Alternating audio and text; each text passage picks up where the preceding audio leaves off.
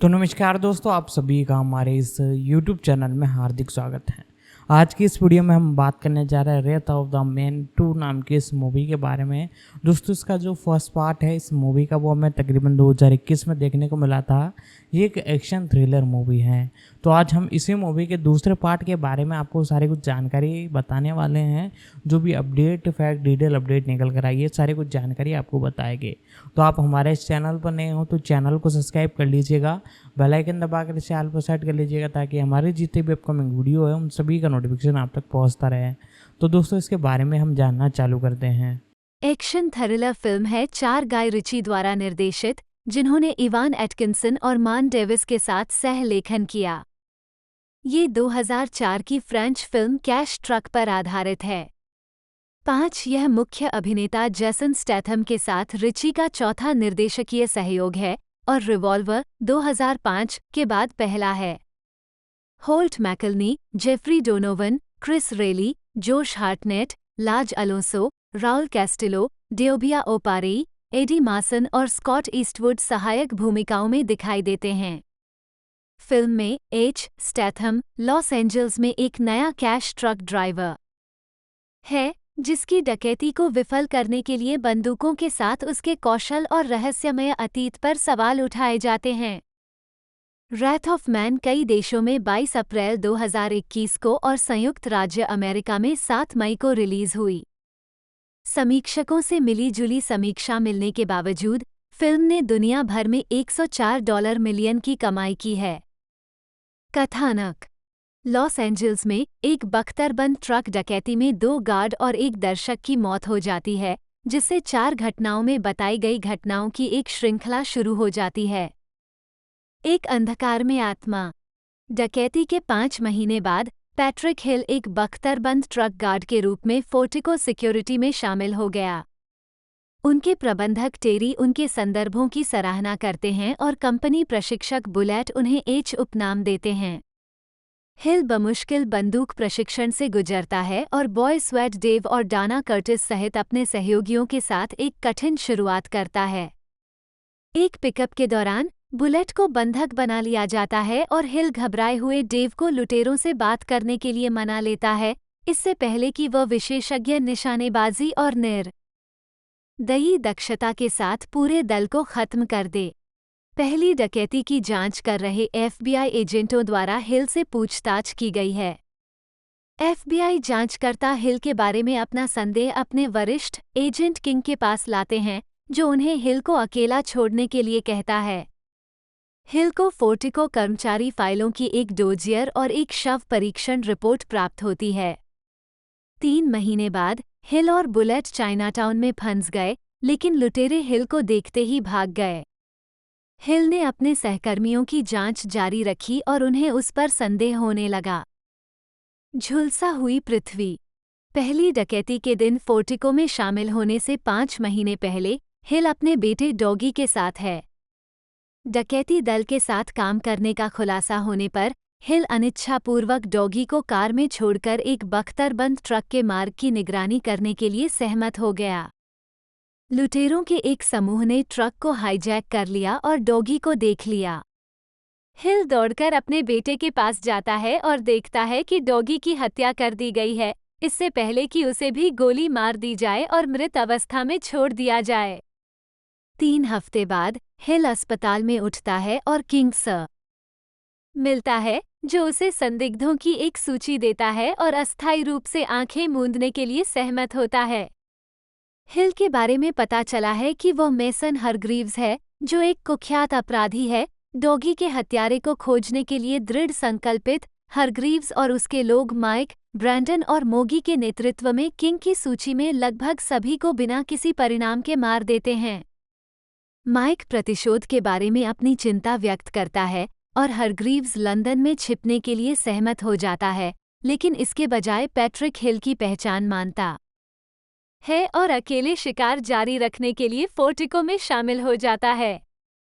ये हरग्रीव्स का अपना दल था जिसने चाइनाटाउन डकैती का प्रयास किया जब तक कि माइक ने उसे पहचान नहीं लिया। बुरे जानवर बुरे। पहली डकैती से कुछ समय पहले अफगानिस्तान के असंतुष्ट दिग्गजों Carlos, Sam, Brad, Tom, John और उनके पूर्व सार्जेंट जैक्सन के एक समूह ने चोर बनने का फैसला किया। उनकी पहली डकैती का परिणाम केवल $110,000 था। जैक्सन के अधीन काम करने वाले एक अज्ञात गार्ड की मदद से वे एक बख्तरबंद ट्रक की अधिक महत्वाकांक्षी डकैती को अंजाम देने का फैसला करते हैं। इस फोर्टिको डकैती के दौरान जॉन अनावश्यक रूप से गार्ड, डॉगी और हरग्रीव्स को गोली मार देता है, जो जॉन का चेहरा देखते हैं। जिगर, फेफड़े, प्लीहा और हृदय। 5 महीने बाद दिग्गज ब्लैक फ्राइडे सप्ताहांत पर फोर्टिको डिपो से $150 मिलियन से अधिक की चोरी करने के लिए फिर से एकजुट हुए। बुलेट ने हरग्रीव्स को बताया कि वह जैक्सन का अंदरूनी आदमी है और उसे सहयोग करने के लिए धमका रहा है। चालक दल डिपो को बंधक बना लेता है, लेकिन अलार्म बज जाता है। आगामी गोलीबारी में कई गार्ड मारे गए और हरग्रीव्स ने कई लुटेरों को मार डाला और घायल कर दिया। बुलेट और जैक्सन के साथ भागते हुए जॉन पैसे लेकर अकेले भागने के लिए उनकी हत्या कर देता है। घर पर जॉन को मनी बैग में से एक फोन मिलता है, जिसे हरग्रीव्स ने उसके स्थान को ट्रैक करने के लिए रखा था। हरग्रीव्स ने उसे डॉगी की शव परीक्षा रिपोर्ट के बारे में बताया और उसे उसी स्थान पर गोली मार दी जहां उसने डॉगी को गोली मारी थी। पैसे छोड़कर हरग्रीव्स किंग से कहता है कि उसका काम पूरा हो गया है और उसे भगा दिया जाता है। कास्ट करें: Patrick H Hill, Mason Hargreaves के रूप में Jason Statham. Fortico guard, Hayden Bullet Blair के रूप में Holt McCallany. Josh Hartnett Boy Sweat Dave Hancock, एक फोर्टिको गार्ड के रूप में। पूर्व प्लाटून सार्जेंट जैक्सन आइंसले के रूप में जेफरी डोनोवन। जॉन के रूप में स्कॉट ईस्टवुड, पूर्व सैनिक, जैक्सन के नेतृत्व में। FBI एजेंट किंग के रूप में एंडी गाजिया। जैक्सन के नेतृत्व में पूर्व सैनिक ब्रैड के रूप में देओबिया ओपारेई। जैक्सन के नेतृत्व में पूर्व सैनिक कार्लोस के रूप में लाज अलोंसो। सैम के रूप में राउल कैस्टिलो, जैक्सन के नेतृत्व में पूर्व सैनिक। टॉम के रूप में क्रिस रेली, पूर्व सैनिक, जिसका नेतृत्व जैक्सन कर रहा था। फोर्टिको मैनेजर टेरी रॉसी के रूप में एडी मासन। डाना कर्टिस, फोर्टिको गार्ड के रूप में नियाम एल्गर। डेरिल डी सिल्वा माइक, हरग्रीव्स के गुर्गे के रूप में। मोगी, हरग्रीव्स के गुर्गे के रूप में बेब्स ओलुसानमोकुन। ब्लेक हॉल्स, फोर्टिको बॉस के रूप में रॉब डेलाने। डॉगी, हरग्रीव्स के बेटे के रूप में एली ब्राउन। किर्स्टी के रूप में लिन रेनी, हरग्रीव्स की सहायक। एक डाकू के रूप में पोस्ट मेलोन, ऑस्टिन पोस्ट के रूप में श्रेय दिया गया। जॉन, स्टिकी जॉन के रूप में एलेक्स फंस। उत्पादन, विकास। अक्टूबर 2019 में ये घोषणा की गई थी कि गाय रिची 2004 की फिल्म कैश ट्रक की अंग्रेजी भाषा की रीमेक लिख और निर्देशित कर रहे थे, जिसमें जेसन स्टैथम अभिनय करेंगे। 6 होल्ट मैकलनी इस महीने के अंत में शामिल हुए। 7 नवंबर में लॉस एंजल्स और लंदन के बीच फिल्मांकन शुरू हुआ, जिसमें स्कॉट ईस्टवुड, जेफरी डोनोवन, लाज अलोंसो, जोश हार्टनेट और नियाम अल्गर को शामिल किया गया, और मेट्रो गोल्डविन मेयर ने फिल्म के लिए अमेरिकी घरेलू वितरण की जिम्मेदारी ली। 8-9-10 जनवरी 2020 में राउल कैस्टिलो को कलाकारों में जोड़ा गया। 11 क्रिस्टोफर बेंस्टेड, जिन्होंने पहले द जेंटलमैन पर निर्देशक के साथ काम किया था, ने फिल्म स्कोर तैयार किया था। सोनी क्लासिकल ने फिल्म की रिलीज के साथ ही 7 मई 2021 को साउंड ट्रैक जारी किया। रिलीज: ये फिल्म 22 अप्रैल 2021 से रूस और ऑस्ट्रेलिया सहित कई देशों में अंतर्राष्ट्रीय स्तर पर रिलीज की गई। 12 बाद में इसे 7 मई 2021 को संयुक्त राज्य अमेरिका में रिलीज किया गया। 13 ये फिल्म मूल रूप से 15 जनवरी 14 को संयुक्त राज्य अमेरिका में रिलीज के लिए निर्धारित की गई थी, लेकिन कोविड-19 महामारी के कारण इसमें देरी हुई। बाद में इसे 2 सप्ताह विलंबित होने से पहले 23 अप्रैल 15-16 के लिए पुनर्निर्धारित किया गया था। ये फिल्म चीन में 10 मई को रिलीज हुई थी। यूनाइटेड किंगडम में ये फिल्म ल रूप से लायंसगेट की ब्रिटिश शाखा द्वारा रिलीज होने वाली थी। हालांकि फिल्म को अंततः 10 दिसंबर 2021 को प्राइम वीडियो पर अमेजन ओरिजिनल के रूप में सीधे स्ट्रीमिंग के लिए रिलीज किया गया। फिल्म को Warner brothers home entertainment, studio distribution services और एमजीएम होम एंटरटेनमेंट द्वारा 13 जुलाई 2021 को ब्लू रे और डीवीडी पर रिलीज किया गया था और बाद में शाउट द्वारा 17 जनवरी 2023 को अल्ट्रा एचडी ब्लू रे पर रिलीज किया गया था। स्टूडियो 18 फिल्म को 23 मार्च 2022 को पैरामाउंट जोड़ में जोड़ा गया था। स्वागत। Box office. Wrath of man ने संयुक्त राज्य अमेरिका और कनाडा में $27.50 मिलियन और अन्य क्षेत्रों में $76.50 मिलियन, दुनिया भर में कुल $104 मिलियन की कमाई की। 3 अमेरिका में फिल्म को हियर टुडे के साथ रिलीज किया गया था और रिलीज के पहले दिन 2875 थिएटरों से $3 मिलियन की कमाई की, जिसमें गुरुवार की रात के पूर्वावलोकन से $5 लाख भी शामिल थे। इसने बॉक्स ऑफिस पर शीर्ष स्थान हासिल करते हुए $8.10 मिलियन की कमाई की। कुल दर्शकों में 60% पुरुष थे, जिनमें से 72% 25 वर्ष से अधिक उम्र के थे। 19 अपने दूसरे सप्ताहांत में फिल्म 55% गिरकर $3.70 मिलियन रह गई और नवागंतुक स्पाइरल के बाद दूसरे स्थान पर रही। 20 ऑस्ट्रेलिया में फिल्म के शुरुआती सप्ताहांत में इसने $1.34 मिलियन की कमाई की है। 12 इसने न्यूजीलैंड में $201,000 और रूस में $3.79 मिलियन की कमाई की। 21 अंतर्राष्ट्रीय रिलीज के अपने तीसरे सप्ताहांत में फिल्म ने $13.5 मिलियन की कमाई की, साथ ही अपने चीनी शुरुआती सप्ताहांत में $18.5 मिलियन की कमाई की। 22 आलोचनात्मक प्रतिक्रिया। समीक्षा एग्रीगेटर वेबसाइट रॉटेन टोमाटोज पर 256 समीक्षाओं में से 67% सकारात्मक हैं, जिनकी औसत रेटिंग 6/10 है।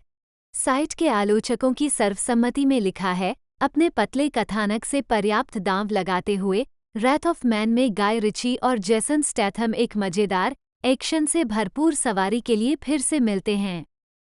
23 मेटाक्रिटिक के अनुसार, जिसने 38 आलोचकों के आधार पर 100 में से 57 का भारित औसत स्कोर दिया, फिल्म को मिश्रित या औसत समीक्षा मिली।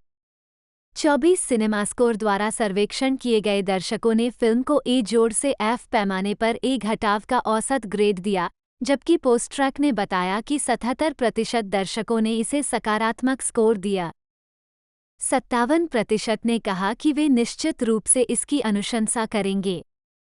19 द रैप के अलोंसो डोरल्डे ने लिखा, प्रमुख व्यक्ति जेसन स्टैथम के साथ रिची का पुनर्मिलन योजना, शूटिंग और शपथ ग्रहण को प्रस्तुत करता है जिसकी निर्देशक के प्रशंसकों को उम्मीद थी। 25 स्क्रीन रेंट के माई अब्दुल्बकी ने फिल्म को 5 में से 3.5 स्टार रेटिंग देते हुए कहा कि फिल्म तीव्र एक्शन दृश्यों के साथ कई कहानियों को संतुलित करती है और मुद्दों को गति देने के बावजूद एक प्रमुख पंच पैक करती है जो दर्शकों को बांधे रखेगी। 26 वैरायटी के लिए लिखते हुए पीटर डेब्रूज ने कहा, कुछ साल पहले जब सैम मेंडेस ने बॉन्डर फ्रेंचाइज छोड़ी तो संभावित प्रतिस्थापन के रूप में रिची का नाम सामने आया था। उन्होंने काम नहीं लिया, लेकिन रैथ ऑफ मैन से पता चलता है कि वह निश्चित रूप से ऐसा कर सकते थे। अपनी सिग्नेचर तकनीक को वर्गीकृत करते हुए कॉकनी स्वैगर को कभी नहीं छोड़ा। 27 शिकागो सन टाइम्स के रिचर्ड रोपर ने फिल्म को 4 में से 2 स्टार देते हुए लिखा, थका हुआ, प्रेरणाहीन और भटकता हुआ, रैथ ऑफ मैन रिची के लिए एक कदम पीछे है, जीवन के प्रति समर्पित जेसन के लिए एक कदम बगल में है। स्टैथम 16 वर्षों में पहली बार रिची के साथ दोबारा काम करना, और यह उन लोगों के लिए एक गलत कदम है जो 118 मिनट की ऐसी जटिल और भूलने योग्य बकवास पर अपना समय और पैसा निवेश करते हैं। 28 रोजेबट कॉम के मेट जोलर सेट्स उत्साहित थे, उन्होंने इसे 4 में से 4 स्टार रेटिंग दी, साइट पर उच्चतम ग्रेड। साथ ही उन्होंने इसे गाय रिची की सबसे अच्छी निर्देशित फिल्मों में से एक और उनकी सबसे आश्चर्यजनक फिल्मों में से एक कहा। कम से कम शैली और लहजे के मामले में। Snatch, RocknRolla, the Man from UNCLE, King Arthur जैसी फिल्मों का उछल कूद करने वाला, व्यस्त, हल्का फुल्का, पब में आपको कहानी बताने वाला उत्साह खत्म हो गया है, तलवार की किंवदंती और इसी तरह। इसके स्थान पर भयावह अंधेरा है, इतना भयावह कि आप आश्चर्यचकित हो सकते हैं कि क्या इसका मुख्य पात्र स्वयं शैतान है। यह आत्मा सचेत रूप से चतुर क्वेंटिन टारंटिनो से कम है। गाय रिची पैंतरेबाजी और द किलिंग और द किलर्स और क्रिस क्रॉस जैसी क्लासिक पुरानी फिल्मों की पोकर सामना वाली गैर विडंबनापूर्ण भावना में, जिसने स्टैथम के चरित्र की प्रस्तुति को क्लिंट ईस्टवुड के समान बताया। पश्चिमी फिल्में हाई प्लेन्स ड्रिफ्टर और पेल राइडर। रिची ने 7 साल की उम्र में लंदन के बुडोक्वाई में शोटोकन कराटे का प्रशिक्षण शुरू किया, जहां बाद में उन्होंने शोटोकन और जूडो दोनों में ब्लैक बेल्ट हासिल किया। 99 उनके पास रेंजो ग्रेसी के तहत ब्राजीलियाई जियू जित्सु में ब्लैक बेल्ट भी है। 100 एक साक्षात्कार में रिची ने खुलासा किया कि वो हिब्रू बोल सकता है। 101 18 मई 2000 को रिची को अमेरिकी गायक गीतकार मैडोना के साथ साझा किए गए कैंसिंगटन घर के बाहर एक 20 वर्षीय व्यक्ति पर हमला करने के आरोप में पुलिस ने गिरफ्तार किया था। 102 22 दिसंबर 2000 को रिची ने स्कॉटलैंड के स्किबो कैसल में मैडोना से शादी की। 103 मैडोना ने अपने बेटे रोको, जन्म 11 अगस्त 2000 को लॉस एंजल्स में, को जन्म दिया और 2006 में एक मलावी बच्चे डेविड, जन्म 24 सितंबर 2005 को गोद लिया। 104 मैडोना ने अपरिवर्तनीय मतभेदों का हवाला देते हुए अक्टूबर 2008 में तलाक के लिए अर्जी दायर की। 105 15 दिसंबर 2008 को मैडोना की प्रवक्ता ने घोषणा की कि वह रिची के साथ तलाक के समझौते पर सहमत हो गई है, जिसकी शर्तों के तहत उसे 50 पाउंड 60 मिलियन का अनुदान दिया जाएगा, जिसमें जोड़े के लंदन पब और इंग्लैंड में विल्शायर एस्टेट का मूल्य शामिल है। जोड़े ने एक संयुक्त बयान जारी कर समझौते की राशि की रिपोर्ट को भ्रामक और गलत बताया और कहा कि यह निजी बनी हुई है। 106 होलबोर्न में केंद्रीय परिवार न्यायालय में ला न्यायाधीश कैरोलिन रीड ने डिक्री निसी सुनाई, जिसने 6 सप्ताह के भीतर विवाह को भंग कर दिया। 107 मैडोना और रिची ने अपने बच्चों की देखरेख के लिए एक समझौता किया। 108,109 फरवरी 2011 में उनके 6 पाउंड मिलियन के लंदन स्थित घर पर कुछ समय के लिए अवैध कब्जा करने वाले संगठन द रियली फ्री स्कूल के सदस्यों ने कब्जा कर लिया था। 110-111-2010 में रिची की मुलाकात मॉडल जैकी आइंसले से हुई और उन्होंने 30 जुलाई 2015 को शादी कर ली। 112 दंपति के 3 बच्चे हैं, राफेल, रिवका और लेवी, जिनका जन्म क्रमशः 2011, 2012 और 2014 में हुआ। 112-113 2 जुलाई 2020 में रिची को साइक्लिंग अमायकी द्वारा मोटर वाहन चलाते समय मोबाइल डिवाइस का उपयोग करते हुए पकड़े जाने के बाद 6 महीने का ड्राइविंग प्रतिबंध लगा दिया गया था। 114 अन्य व्यावसायिक उद्यम। रिची ने 2014 में NSPCC के लिए इस पेडिंगटन बियर की मूर्ति को डिज़ाइन किया था। ये look fashion designer Cecil Beaton, जो पहले रिची के विल्टशायर एस्टेट में रहते थे, से प्रेरित था। 115 रिची लंदन में एक pub the law of the land का मालिक है और डेविड बेकहम के साथ एक अन्य पब द वाल्मर कैसल का सह मालिक है। 116 रिची एक छोटी शराब बनाने वाली कंपनी ग्रिची ब्रूइंग कंपनी का मालिक है, जो विल्टशायर में अपने एशकॉम्बे एस्टेट में बियर बनाती है। 117 वह द वाइल्ड किचन के भी मालिक हैं, जो आउटडोर खाना पकाने के उपकरण और टेंट बनाने वाली कंपनी है, जिसे 2021 में चेल्सी फ्लावर शो में लॉन्च किया गया था।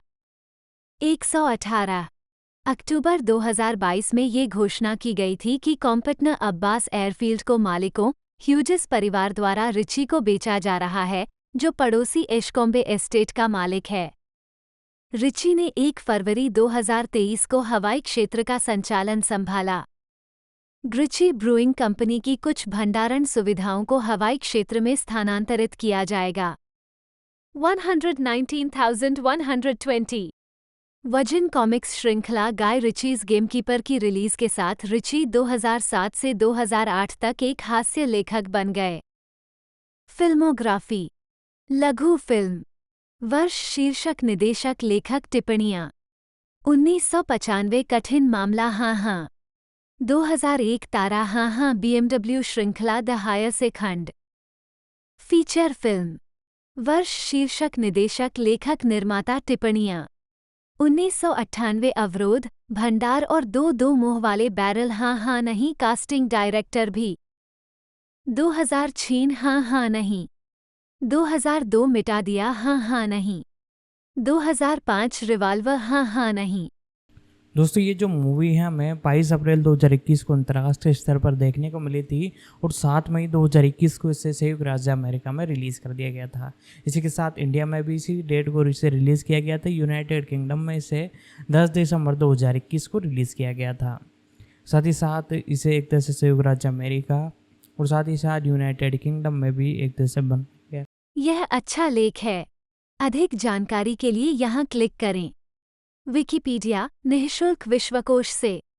गाय रिची 2017 में रिची। जन्म गाय स्टुअर्ट रिची 10 सितंबर 1968, उम्र 55। Hatfield, Hertfordshire, England. व्यवसायों। फिल्म निर्देश का निर्माता पटकथा लेख का व्यवसाय। सक्रिय वर्ष 1995 वर्तमान। जीवन साथी। ईसा की माता। एम 2000 प्रभाग 2008। जैकवी एंसले एम 2015। बच्चे 5।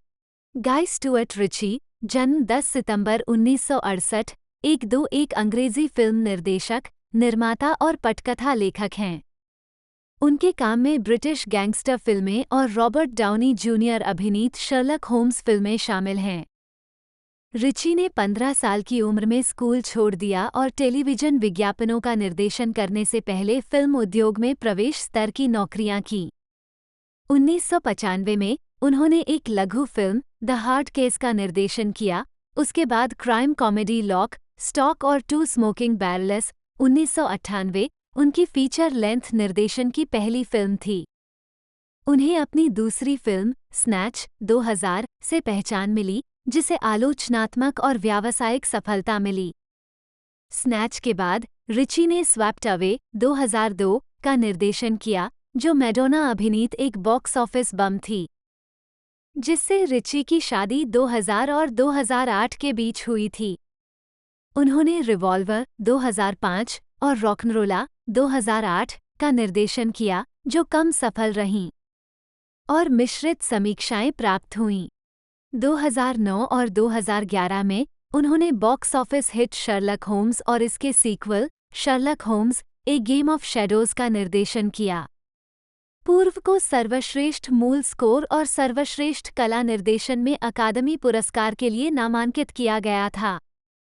उनकी अन्य निर्देशित फिल्मों में 1960 के दशक की टेलीविजन श्रृंखला पर आधारित the Man from on call 2015, king Arthur legend of the sword 2017, 3 और डिज्नी की अलादीन 2019, उनके 1992 का लाइव एक्शन रूपांतरण शामिल हैं। एनिमेटेड फिल्म जिसने दुनिया भर में $1 बिलियन से अधिक की कमाई की, 2019 में सबसे ज्यादा कमाई करने वाली फिल्मों में से एक बन गई और रिची के करियर की सबसे ज्यादा कमाई करने वाली फिल्म बन गई। 2019 में उन्होंने द जेंटलमैन 2019 के साथ क्राइम कॉमेडी में वापसी की, जिसे ज्यादातर अच्छी प्रतिक्रिया मिली और व्यावसायिक सफलता मिली। बाद में उन्होंने एक्शन फिल्मों रैथ ऑफ मैन 2021 और ऑपरेशन फॉर्चून रुसे डी गुएरे 2023 में जेसन स्टैथम के साथ दोबारा काम किया। 2023 की उनकी दूसरी फिल्म द कॉवेनेंट को आमतौर पर सकारात्मक समीक्षा मिली। 4. जीवन और करियर। 1968-1997 प्रारंभिक जीवन और करियर की शुरुआत।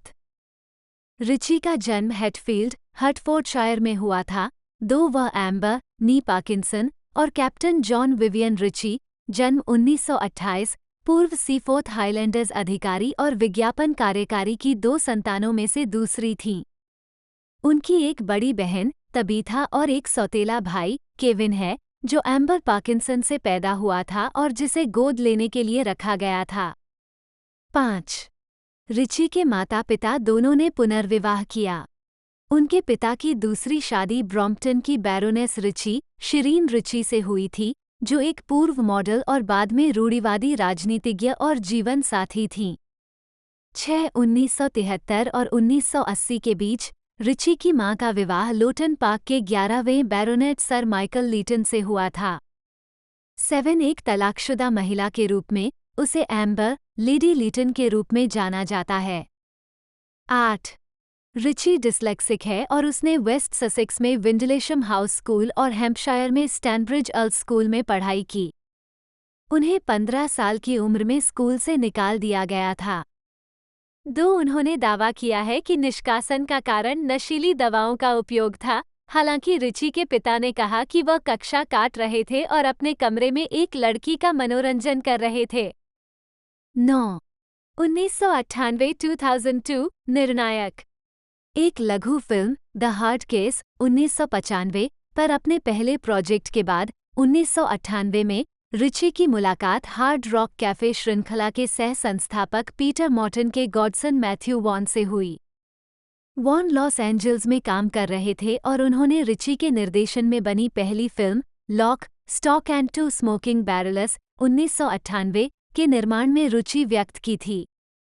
वित्तीय सहायता प्राप्त करने में 15 महीने लग गए। 10-11 ट्रूडी स्टाइलर ने एक कार्यकारी निर्माता के रूप में काम किया। उन्होंने कहा, मुझे हमेशा बुरे लड़कों वाली फिल्में पसंद हैं। 12. वहाँ एक 12मासी पब बहस है जो सवाल उठाती है, कौन सा बेहतर है, स्नैच या लॉक स्टॉक?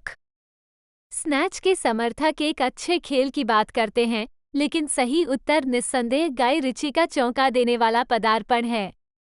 आखिरकार, यह एक ऐसी फिल्म है जिसने दुनिया को द स्टैथ विन्नी जोन्स द्वारा कार के दरवाजे से किसी की खोपड़ी पर हथौड़ा मारने और यह ज्ञान दिया कि एक बड़े बैंगनी डिल्डो को एक आक्रामक हथियार के रूप में इस्तेमाल किया जा सकता है। एम्पायर पत्रिका की 100 सर्वश्रेष्ठ ब्रिटिश फिल्मों की सूची में लॉक, स्टॉक और टू स्मोकिंग बैरल्स की प्रविष्टि 13। कॉमेडी डकैती फिल्म लॉक, स्टॉक और टू स्मोकिंग बैरल का निर्माण लगभग 8 महीने में पूरा हुआ। निक मोरन, जेसन स्टैथम, जेसन फ्लेमिंग और डेक्स्टर फ्लैचर अभिनीत इस फिल्म ने उन्हें दुनिया भर के दर्शकों के सामने पेश किया और पूर्व फुटबॉलर विनी जोन्स के अभिनय करियर की शुरुआत की। इसे 28 अगस्त 1998 को यूनाइटेड किंगडम में आलोचनात्मक और व्यावसायिक सफलता के साथ रिलीज किया गया था, जिसमें द न्यूयॉर्क टाइम्स के जैनेट मसलिन ने रिची के तेज, उत्साहपूर्ण निर्देशन और इस अंग्रेजी गैंगस्टर फिल्म को लोड करने वाली छोटी छोटी झलकियां की प्रशंसा की थी। 14 इस फीचर ने दुनिया भर के बॉक्स ऑफिस पर $28 मिलियन की कमाई की।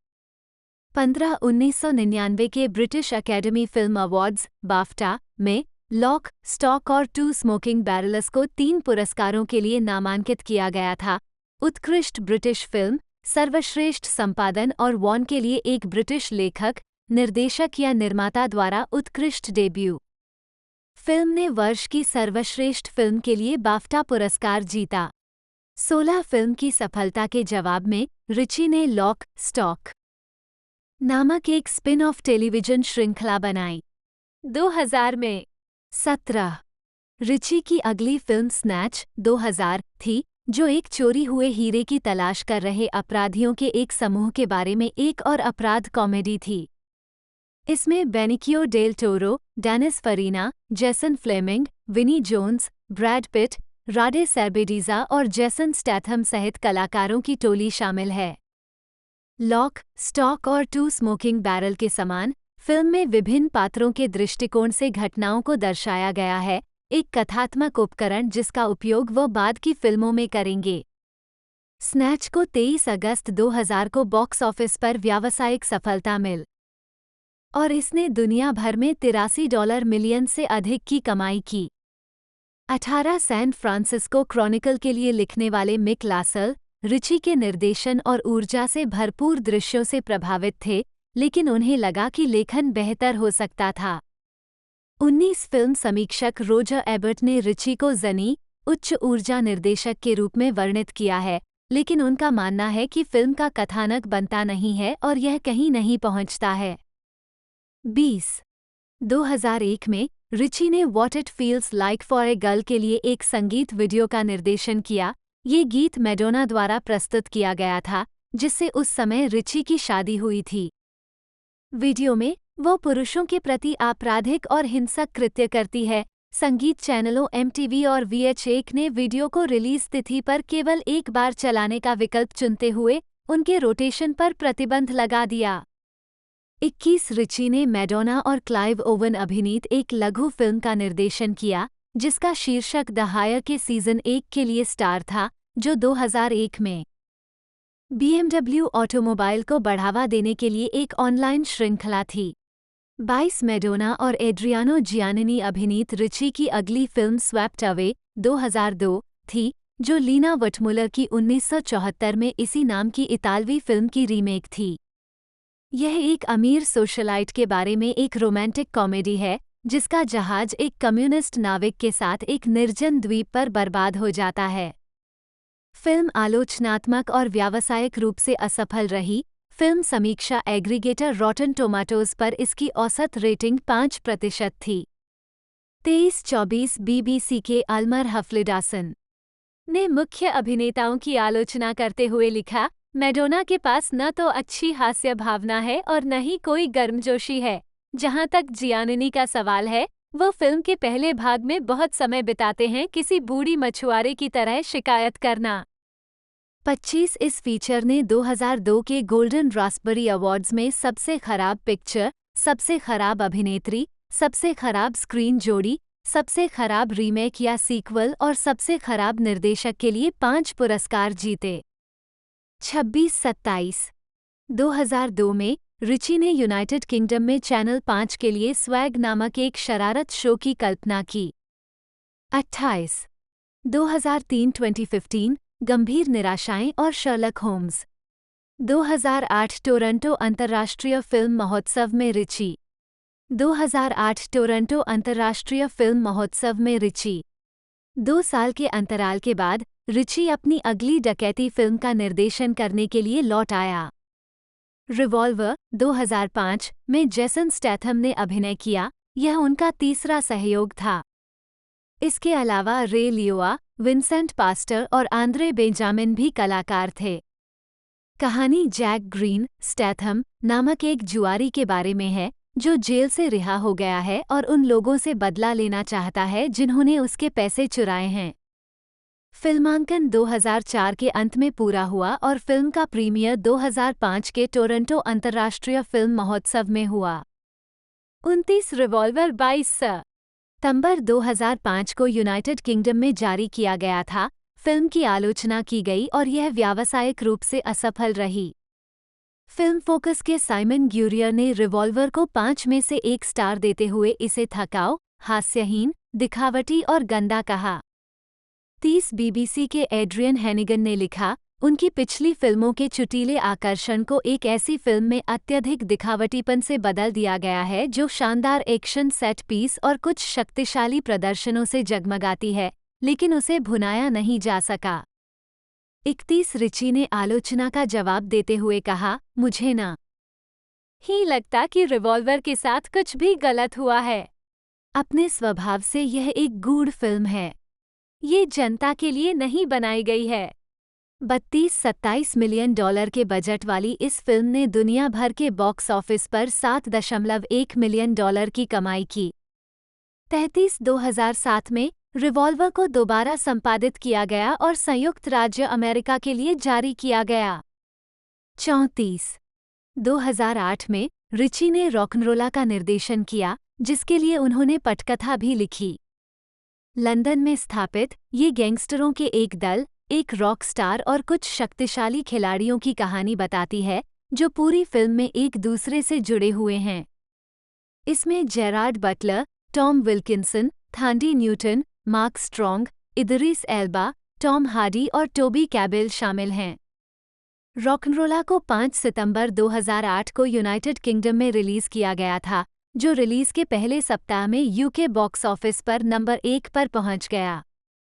35 इसे आमतौर पर अच्छी प्रतिक्रिया मिली। रॉटेन टोमाटोज ने फिल्म को 60% रेटिंग देते हुए कहा, लंदन स्थित cockney white boy gangster movie roots में गाय रिची की वापसी के लिए मिश्रित समीक्षाएं, लेकिन अधिकांश सहमत हैं, ये 2 प्रमुख टकी के बाद सही दिशा में एक कदम है। 36 उसी वर्ष रिची ने नाइके के लिए take it to the next level नामक एक टेलीविजन विज्ञापन का निर्देशन किया, जो एक युवा डच फुटबॉलर के बारे में है जो आर्सेनल के लिए साइन करता है, जिसमें उसके करियर की शुरुआत से लेकर उसके डेब्यू तक की प्रगति को दिखाया गया है। नीदरलैंड। विज्ञापन में Cristiano Ronaldo, Cesc Fabregas, Ronaldinho, Wayne Rooney और रूड वैन निस्टेलरॉय की उपस्थिति शामिल है।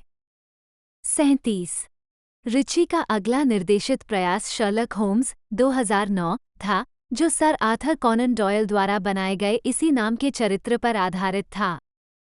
रॉबर्ट डाउनी जूनियर और जूड लॉ अभिनीत यह फिल्म क्रमशः 25 और 26 दिसंबर 2009 को संयुक्त राज्य अमेरिका और यूनाइटेड किंगडम में रिलीज हुई थी। शर्लक होम्स बॉक्स ऑफिस पर हिट रही, जिसने दुनिया भर में $520 मिलियन से अधिक की कमाई की और आलोचकों और सामान्य दर्शकों से मिश्रित से अनुकूल समीक्षा प्राप्त की। 38-39 इस फीचर को कई प्रशंसाएं मिली, जिनमें सर्वश्रेष्ठ मूल स्कोर और सर्वश्रेष्ठ कला निर्देशन के लिए 2 अकादमी पुरस्कार नामांकन शामिल हैं, और डाउनी ने सर्वश्रेष्ठ अभिनेता के लिए गोल्डन ग्लोब पुरस्कार जीता। 4041-2011 में रिची ने sequel Sherlock Holmes a game of shadows का निर्देशन किया। 16 दिसंबर को रिलीज हुई यह फिल्म व्यावसायिक रूप से सफल रही और इसने दुनिया भर में $545 मिलियन से अधिक की कमाई की। 42 न्यूयॉर्क टाइम्स के ए.ओ. स्कॉट ने पात्रों के साथ स्वतंत्रता लेने के लिए रिची की प्रशंसा की और लिखा कि दोनों फिल्में एक धुंधली, बदली हुई विक्टोरियन दुनिया को दर्शाती हैं, इसे मजाकिया, बालों वाली कामुकता की हवा से भर देती हैं और बहुत सारे मंच बनाती हैं, उधम मचाते और थका देने वाली धीमी गति में लड़ता है। 43 2012 में Ritchie Sherlock Holmes a game of shadows 2012 के पेरिस प्रीमियर में रिची 2012 में रिची ने video game call of duty black ops 2 के लिए एक ट्रेलर तैयार किया। 44 2013 में उन्होंने डेविड बेकहम के साथ H&M के लिए एक विज्ञापन का निर्देशन किया। 45 एक साल बाद उन्होंने विस्की ब्रांड हंक के लिए एक विज्ञापन का निर्देशन किया, जिसमें बेकहम भी थे। 46 उन्होंने 2015 में द मैन फ्रॉम अंकल के साथ फिल्म में वापसी की, जो इसी नाम की 1960 के दशक की जासूसी श्रृंखला की रीमेक थी। रिची और सहयोगी लियोनेल विग्राम द्वारा लिखित पटकथा एक CIA और एक KGB एजेंट की कहानी बताती है, जो एक आपराधिक संगठन को परमाणु हथियार बनाने से रोकने के लिए मिलकर काम करते हैं। मुख्य भूमिकाओं के लिए कई अभिनेताओं पर विचार किया गया, अंततः हेनरी कैविल और आर्मी हैमर को चुना गया। मुख्य फोटोग्राफी 2013 में लंदन और इटली में शुरू हुई। 4/7/48 फिल्मांकन के दौरान स्क्रिप्ट को फिर से लिखने के साथ 49 फिल्म को 14 अगस्त 2015 को वार्नर ब्रदर्स द्वारा समीक्षकों से मिली जुली आलोचनात्मक प्रतिक्रिया के साथ रिलीज किया गया था। 50 रोजेबर्ट कॉम के लिए लिखने वाले ग्लेन केनी ने कहा, फिल्म केवल रुक कर आकर्षक और मनोरंजक है, और फिल्म के वे हिस्से जो सफल होते हैं वे भी निराशाजनक हैं, क्योंकि वे घिसे पिटे, वैचारिक रूप से भ्रमित करने वाले और कभी-कभी होते हैं पूरी तरह से उदासीन सामान। हालांकि उन्होंने ह्यू ग्रांट के प्रदर्शन की प्रशंसा की, जो फिल्म को बचाता है। 51 2016 वर्तमान डिज्नी सहयोग और अपराध फिल्में। जनवरी 2014 में वार्नर ब्रदर्स ने franchise fantasy adventure King Arthur legend of the sword 2017 में 6 फिल्मों में से पहली का निर्देशन करने के लिए रिची को काम पर रखा, जिसमें चार्ली हन्नम ने किंग आर्थर की भूमिका निभाई। 52-53 ये फीचर 2D और 3D में 12 मई 2017 को संयुक्त राज्य अमेरिका में और एक सप्ताह बाद यूनाइटेड किंगडम में जारी किया गया था। फिल्म स्टूडियो से उच्च उम्मीदों के बावजूद ये बॉक्स ऑफिस पर असफल रही, जिससे वार्नर ब्रदर्स और विलेज रोडशो पिक्चर्स को बड़ी वित्तीय हानि हुई। 55 king Arthur legend of the sword को आलोचकों से मिश्रित समीक्षा मिली और इसके बाद के सीक्वल रद्द कर दिए गए। 56-57 अगस्त 2017 में रिची को ब्रिटिश फिल्म उद्योग में उनके योगदान के लिए रेंडास ऑट्योर पुरस्कार मिला। 58 इसके बाद रिची ने डिज्नी के अलादीन 2019 के लाइव एक्शन रूपांतरण का निर्देशन किया, जो 1992 में इसी नाम की एनिमेटेड फिल्म पर आधारित था। 59 कथानक एक सड़क छाप अलादीन पर आधारित है, जिसे राजकुमारी जैस्मीन से प्यार हो जाता है। वो एक जिन से दोस्ती करता है और दुष्ट जाफर से लड़ता है। संयुक्त राज्य अमेरिका में 24 मई 2019 को रिलीज हुई यह फिल्म मिश्रित समीक्षाओं के बावजूद व्यावसायिक रूप से सफल रही। 60 अलादीन ने दुनिया भर में $1 बिलियन से अधिक की कमाई की, जो 2019 में सबसे अधिक कमाई करने वाली फिल्मों में से एक बन गई और अपने नाटकीय प्रदर्शन के दौरान अब तक की 34वीं सबसे अधिक कमाई करने वाली फिल्म बन गई। 61 शिकागो सन टाइम्स के लिए लिखते हुए रिचर्ड रोपर ने विल स्मिथ, नाओमी स्कॉट और मेना मसूद के प्रदर्शन की प्रशंसा करते हुए फिल्म को 4 में से 3 स्टार दिए। 62 मेटाक्रिटिक पर अलादीन को 50 आलोचकों के आधार पर 100 में से 53 का भारित औसत स्कोर मिला है, जो मिश्रित या औसत समीक्षाओं को दर्शाता है। 63 और रोटेन टोमाटोज पर फिल्म को 372 के आधार पर 57% की अनुमोदन रेटिंग प्राप्त है। 5.88/10 की औसत रेटिंग के साथ समीक्षाएं। 64 2020 में रिची द जेंटलमैन के साथ क्राइम कॉमेडी में लौट आई। कहानी एक अमेरिकी प्रवासी के बारे में है जो अपने मारिजुआना व्यवसाय को बेचने की कोशिश करता है, जिससे विभिन्न अपराधियों की ओर से सिलसिलेवार प्रतिक्रियाएं शुरू हो जाती हैं। 1 जनवरी को यूनाइटेड किंगडम में रिलीज हुई और कुछ हफ्ते बाद अन्य देशों में फिल्म को आमतौर पर खूब सराहा गया। साइट एंड साउंड के एंटोन बिटेल ने लिखा है कि यह उनकी शुरुआती विशेषताओं की भावना और संवेदनाओं पर लौटता है। 65 फिल्म समीक्षक जेम्स बेराडिनेली ने फिल्म को जोशुआ डैनियल हार्टनेट, जन्म 21 जुलाई 1978, एक अमेरिकी अभिनेता हैं। उन्होंने अपने करियर की शुरुआत ABC के क्रैकर 1997-1998 में माइकल फिट्जगेरल्ड की भूमिका निभाकर की, जिसके बाद उन्हें Halloween H20, 20 years later, the faculty, दोनों 1998 जैसी फिल्मों में अभिनय के माध्यम से एक किशोर आदर्श 2 के रूप में जाना जाने लगा। The Virgin Suicides 1999, Pearl Harbor, O Black Hawk Down, सभी 2001 और 40 डेज एंड 40 नाइट्स 2002।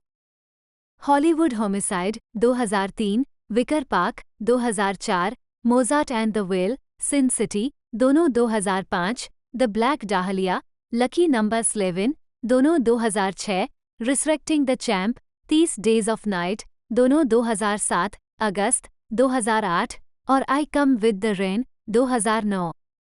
इसके बाद के क्रेडिट में Bunraku 2010, oh Lucy 2017, Target Number 1 2020, Wrath of Man 2021, Operation Fortune, Ruse de Guerre और ओपेनहाइमर, दोनों 2023। बाद में परमाणु भौतिक विज्ञानी अर्नेस्ट लॉरेंस के चित्रण के लिए हार्टनेट को अपने सह कलाकारों के साथ साथ कलाकारों द्वारा उत्कृष्ट प्रदर्शन के लिए स्क्रीन एक्टर्स गिल्ड अवार्ड से सम्मानित किया गया। टेलीविजन पर हार्टनेट ने शोटाइम श्रृंखला पेनी ड्रेडफुल 2014-2016 में एथन चैंडलर की भूमिका निभाई, जिसे 3 फैंगोरिया चैंसो पुरस्कारों के लिए नामांकन प्राप्त हुआ।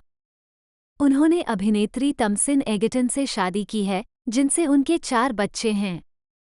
प्रारंभिक जीवन और शिक्षा। हार्टनेट का जन्म सेंट पॉल, मिनेसोटा में हुआ था। हालांकि उन्होंने कहा है कि कुछ स्रोत गलती से सैन फ्रांसिस्को का हवाला देते हैं। 3 डैनियल थॉमस हार्टनेट और वेंडी एनी नी क्रोन्स्टेड के बेटे। उनका पालन पोषण उनके पिता, एक बिल्डिंग मैनेजर और अल ग्रीन के पूर्व गिटार वादक, और उनकी सौतेली माँ, मॉली, एक कलाकार ने किया था। 4 उनके जैक, जो और जेसिका नाम के 3 छोटे भाई बहन हैं। 5 हार्टनेट का पालन पोषण रोमन कैथोलिक में हुआ। 6 उन्होंने Nativity of Our Lord Catholic school में पढ़ाई की। 7 Minneapolis South High school में उन्होंने फुटबॉल खेला, लेकिन 16 साल की उम्र में घुटने की चोट के कारण उन्हें टीम से बाहर होना पड़ा।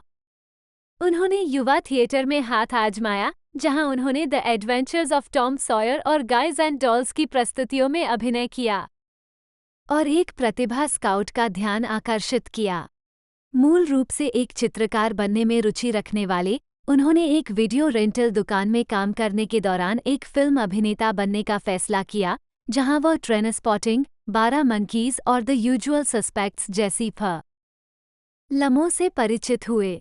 8-9 1996 में हार्टनेट ने हाई स्कूल से स्नातक होने के बाद वो न्यूयॉर्क स्टेट यूनिवर्सिटी ऑफ पचेज में conservatory of theatre arts and film में भाग लेने के लिए न्यूयॉर्क राज्य चले गए। डीन को पत्र लिखने के बाद उन्हें ये कहते हुए निष्कासित कर दिया गया कि कॉलेज की मूल्यांकन प्रणाली छात्रों की रचनात्मकता को दबा देती है। 19 साल की उम्र में हॉर्नेट अपने प्रबंधक नैन्सी क्रेमर की सिफारिश पर लॉस एंजल्स चले गए, जिन्होंने पहले उन्हें टेलीविजन विज्ञापन बुक करने में मदद की थी। 10-11 करियर लॉस एंजल्स पहुंचने के कुछ ही समय बाद उन्हें एक अप्रत्याशित ब्रेक मिला और उन्हें एबीसी पर अल्पकालिक नाटक श्रृंखला क्रैकर में एक भूमिका मिली। उनकी पहली feature film Halloween H20 years later थी, जिसमें उन्होंने चरित्र लॉरी स्ट्रोड के बेटे की भूमिका निभाई थी। 5 अगस्त 1998 को रिलीज हुई। इसने बॉक्स ऑफिस पर अच्छा प्रदर्शन किया। इसके बाद हार्टनेट ने एक सफल फिल्मी करियर विकसित किया और प्रमुख फिल्मों the faculty, black Hawk down, lucky Number 11 और पर्ल हार्बर में अभिनय किया। इस अवधि के दौरान उन्हें एक किशोर आदर्श और एक संभावित मेगास्टार के रूप में विपणन किया गया था। इस सार्वजनिक छवि के प्रति उनकी बेचैनी के कारण अंततः हाई प्रोफाइल फिल्मों में भूमिकाएं निभाने से उनका मोहभंग हो गया। 8 मूल रूप से उन्हें ड्यूसेस वाइल्ड में टीनो की भूमिका निभानी थी, लेकिन पर्ल हार्बर में अभिनय करने के लिए उन्होंने भूमिका छोड़ दी। 2002 में उन्होंने ओ में अभिनय किया, जो एक अमेरिकी हाई स्कूल में विलियम शेक्सपियर के ओथेलो का रूपांतरण था। ह्यूगो के रूप में फिल्म का इयागो का संस्करण था। 2000 के दशक की शुरुआत में मूल रूप से ब्रेट रैटनर द्वारा निर्देशित एक परियोजना के लिए क्लार्क कैंट, सुपरमैन की भूमिका निभाने के लिए हार्टनेट से कई बार संपर्क किया गया था, लेकिन उन्होंने हमेशा इसे अस्वीकार कर दिया क्योंकि वो अनुमानित 10 वर्षीय भूमिका के लिए प्रतिबद्ध नहीं होना चाहते थे। 12-13 हार्टनेट ने अपने फैसले के बारे में कहा, यह उस तरह की फिल्म नहीं थी जो मैं करना चाहता था। मैंने अन्य सुपरहीरो भूमिकाएं भी ठुकरा दी। उन्होंने क्रिस्टोफर नोलन की बैटमैन बिगिंस में बैटमैन की भूमिका भी ठुकरा दी, जो अंततः क्रिश्चियन बेल को मिली। 8 हार्टनेट को 1999 में टीन पीपल मैगजीन के 21 hottest stores under 21, tin people के 25 हॉटेस्ट स्टोर्स अंडर 25 में से एक और 2002 में पीपल मैगजीन के 50 सबसे खूबसूरत लोगों में से एक चुना गया था। उन्हें ब्लिस भी चुना गया था, पत्रिका का तीसरा सबसे सेक्सी पुरुष, और 2003 में पेटा ने उन्हें मतदाताओं द्वारा चुने गए सबसे सेक्सी शाकाहारी का नाम दिया। 14 हार्टनेट की अगली फिल्मों में से एक 2006 की drama mystery the Black dahlia थी, जिसमें उन्होंने वेट्रेस एलिजाबेथ शॉर्ट की कुख्यात वास्तविक जीवन हत्या की जांच करने वाले एक जासूस की भूमिका निभाई थी। फिल्म के निर्माण से 5 साल पहले हार्टनेट को इस भूमिका के लिए चुना गया था। वो फिल्म में शामिल होने के लिए प्रतिबद्ध थे क्योंकि उन्हें विषय वस्तु पसंद आई थी। 15 उनकी 2007 की भूमिकाओं में रिसरेक्टिंग द चैम्प और ग्राफिक उपन्यास आधारित 30 डेज ऑफ नाइट शामिल थी, जिसमें उन्होंने एक छोटे शहर के शेरिफ की भूमिका निभाई थी। हार्टनेट ने दूसरी फिल्म को अलौकिक लेकिन एक तरह से पश्चिमी बताया। वो film the Prince of cool में ट्रम्पेट प्लेयर चेट बेकर की भूमिका निभाने वाले थे, लेकिन निर्माता के विचारों से सहमत नहीं हुए और उन्होंने प्रोजेक्ट छोड़ दिया। 16 2008 में हार्टनेट ने लंदन के वेस्ट एंड में अपोलो थिएटर में बैरी मोरो के अकादमी पुरस्कार विजेता रेन मैन के थिएटर रूपांतरण में चार्ली बैबिट की भूमिका निभाई। 17 उन्होंने एम्पोरियो अरमानी खुशबू के नए अभियान डायमंड्स फॉर मेन में अभिनय किया, जिसे प्रिंट और टीवी दोनों विज्ञापनों में खुशबू के लिए दिखाया गया। इस प्रकार वह जियोजियो अरमानी ब्यूटी का प्रतिनिधित्व करने वाले पहले पुरुष सेलिब्रिटी बन गए। 18 उन्हें वोग, एले, पीपल, ग्लैमर, इन टच जैसी अन्य पत्रिकाओं के अलावा Cosmogirl, Details, Entertainment Weekly, Girlfriend, 17, Vanity Fair, GQ और वीमैन जैसी कई पत्रिकाओं के कवर पर चित्रित किया गया है। और इन स्टाइल 19-20 2009 में हार्टनेट ने रैपर किड क्यूडी के गीत परस्यूट ऑफ हैप्पीनेस के लिए संगीत वीडियो का निर्देशन किया।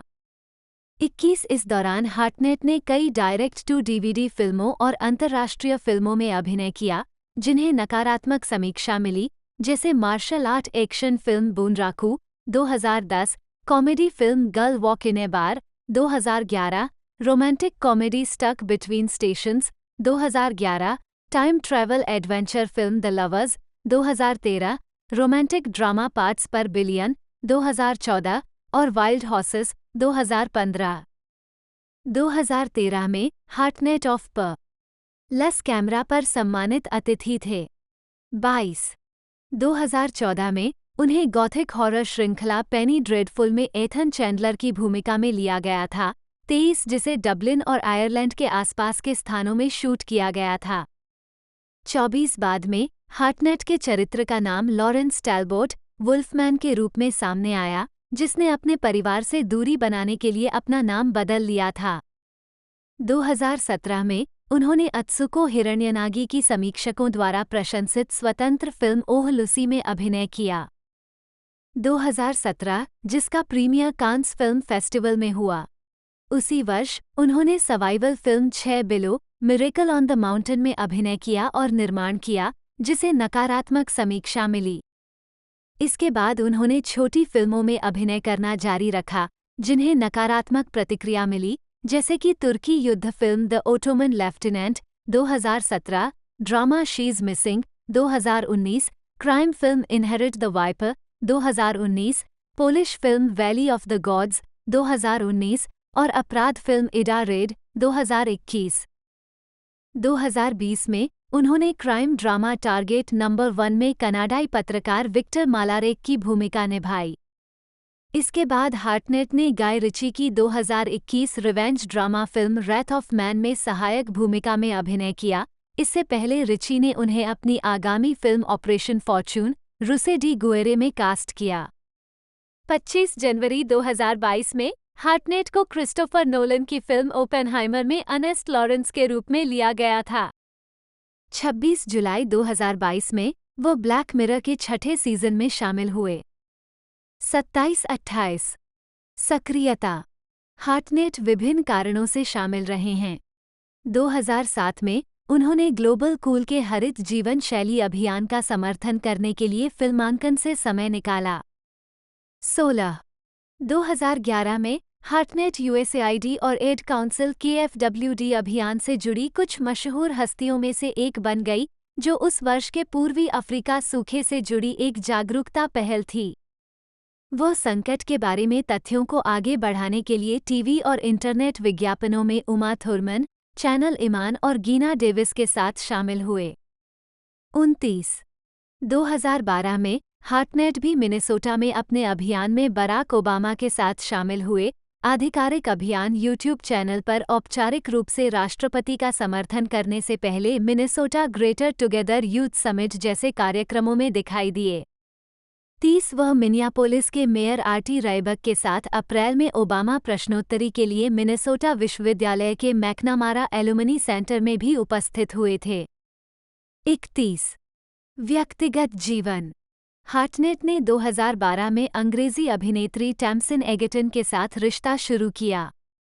32 उनकी एक बेटी, जन्म 2015, दूसरा बच्चा जन्म 2017 और तीसरा बच्चा जन्म 2019 है। 33 2022 में उन्होंने खुलासा किया कि उन्होंने नवंबर 2021 में एगर्टन से शादी की थी। 34 वे दक्षिण पूर्व इंग्लैंड में सरे ससेक्स सीमा क्षेत्र में रहते हैं। 35 2024 में उन्होंने साझा किया कि उनका और एगर्टन का चौथा बच्चा था। 36 प्रसिद्धि के बारे में हार्टनेट ने कहा है, मुझे पता है कि उस पूरी दुनिया में रहना कैसा होता है। मैं वहाँ कुछ वर्षों तक था और यह असुविधाजनक था। मुझे लगता है कि शीर्ष पर बने रहने की कोशिश करना नाखुशी का एक शॉर्टकट है। हार्टनेट ने अभिनय से 15 महीने का ब्रेक लेते हुए कहा, मैंने वास्तव में ये सोचने में थोड़ा समय बिताया कि क्या यह मेरे लिए सही चीज़ थी। 37 फिल्मोग्राफी चाबी उन कार्यों को दर्शाता है जो अभी तक जारी नहीं किए गए हैं।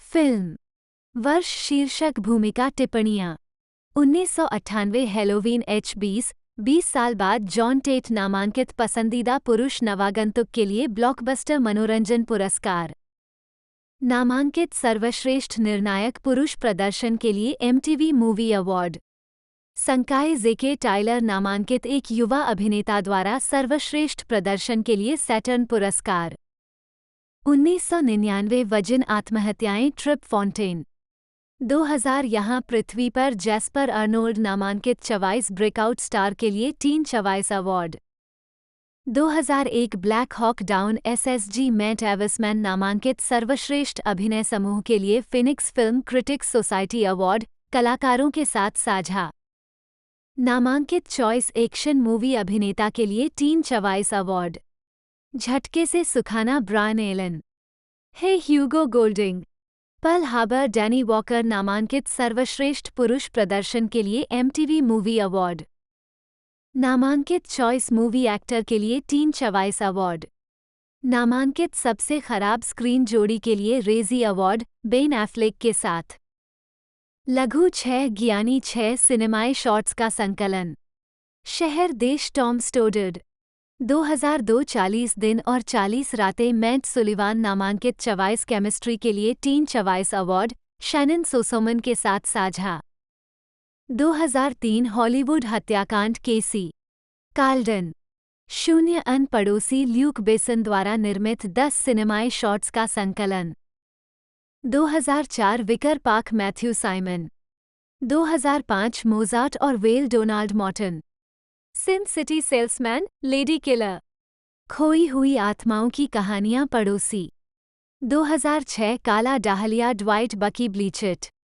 स्लेविन का भाग्यशाली अंक स्लेविन केलिवरा जीता सर्वश्रेष्ठ अभिनय प्रदर्शन पुरुष पीटर फॉक के साथ जुड़ा हुआ 2006 मिलान अंतर्राष्ट्रीय फिल्म महोत्सव 38 2007 चैंपियन को पुनर्जीवित करना एरिक कर्नन कहानियां USA ज्ञानी रात के 30 दिन एबेन ओल्सन नामांकित 24 हॉरर मूवी अभिनेता के लिए teen 24 award 2008 August Tom Sterling इसके अलावा निर्माता भूमिका हाई स्कूल में पॉल जिंदेल के नाटक the Secret Affairs of Mildred Wild के निर्माण में थी 17 उन्होंने अपने high school production I Remember Mama में भी प्रदर्शन किया 18 14 साल की उम्र में उनकी मुलाकात Davies Mads girls and looking की भावी स्टाफ लेखिका तान्या सराचो से हुई जो मैकिलन हाई स्कूल में पढ़ती थी और उनसे उनकी दोस्ती हो गई 7-15 साराचो ने कैस्टिलो को बहुत प्रभावित किया उन्हें नाटककारों से परिचित कराया और नाटक में अपनी रुचि विकसित करने के लिए प्रोत्साहित किया 16 कैस टिलो 1993 की फिल्म कार्लिटो वे का हवाला देते हुए कहते हैं कि वह फिल्म जिसने उनके लिए सब कुछ बदल दिया 16 वह विशेष रूप से जॉन लेगुइजामो जॉन ऑर्टिज विग्गो मोर्टेंसन और लुइस गुज़मैन के प्रदर्शन से प्रेरित थे 16 उन्होंने लेगुइजामो के कई टुकड़े भी याद कर लिए जैसे स्पिक ओ रामा मैम्बो माउथ और फ्रीक 12 कैस्टिलो को मीडिया में कई हिस्पैनिक कलाकारों से भी प्रेरणा मिली जिनमें मिगुएल पिनेरो और न्यूयॉर्कन पोएट्स कैफे के कार्यों का संकलन शामिल है 9 उन्होंने अल पचिनो और एंथनी क्वा न जैसे कई अभिनेताओं को देखा और अपना अधिकांश समय फिल्म द आउटसाइडर्स देखने में बिताया। 12 स्नातक होने के बाद उन्होंने Boston university college of fine arts में स्नातक के रूप में नाटक लेखन का अध्ययन किया। 3 हालांकि उन्होंने अभिनय करना जारी रखा और थिएटर में महारत हासिल की। 7 अपनी पढ़ाई के दौरान कैस्टेलो ने महसूस किया कि वहां उन्होंने जो सबसे महत्वपूर्ण कौशल विकसित किया वो ये सीखना था कि अपना काम कैसे तैयार किया जाए।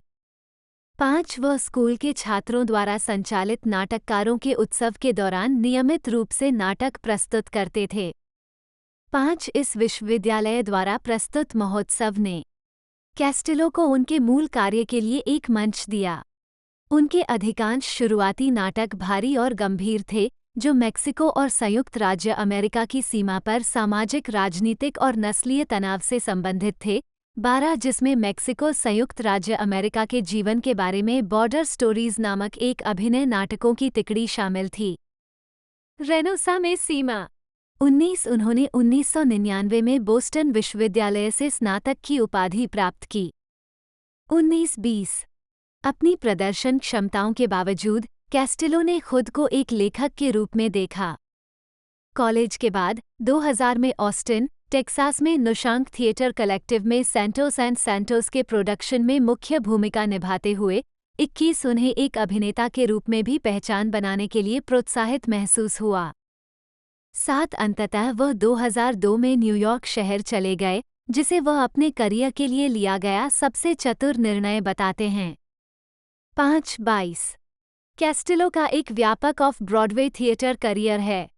15 कॉलेज के ठीक बाद कैस्टेलो ने 2000 में ऑस्टिन, टेक्सास में सैंटोस एंड सैंटोस के निर्माण में प्रदर्शन किया, जो कि जेमील चागरा और उनके भाइयों पर आधारित था। 21 उस निर्माण के दौरान ही कैस्टेलो ने एक पेशेवर अभिनेता होने का अपना आत्मविश्वास मजबूत किया।